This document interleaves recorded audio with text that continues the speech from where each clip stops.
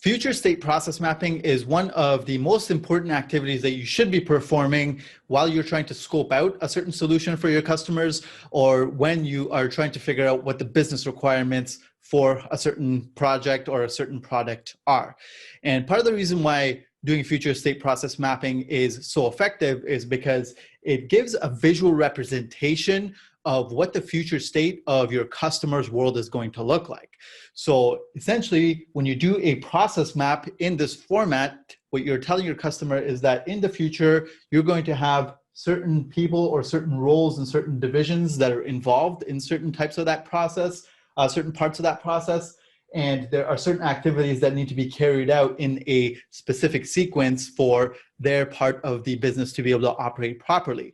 And once you paint that kind of a picture for your customers, it makes it very easy for them to make decisions around what their business requirements are. And so that's why doing future state process mapping is so important for the requirements process. Now, most employers that hire business analysts don't necessarily understand that connection between doing process mapping and requirements. And most business analysts that do process mapping don't necessarily know exactly how to flow very directly from their process maps into their business requirements.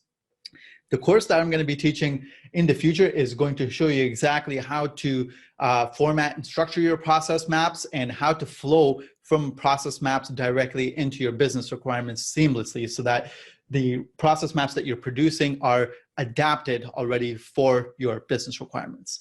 That course is coming in the future, but the course that we are working on launching right now is the actual business requirements and functional specifications course. And the reason why I'm putting this course before the process mapping course is because of the fact that every employer out there makes sure that their business analysts are capable of doing business requirements and functional specifications.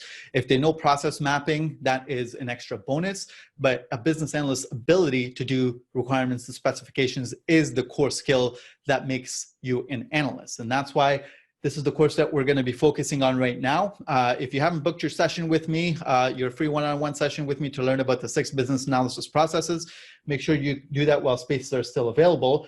And there is going to be more details coming out about the process design course in the future. So make sure you stay in touch with us.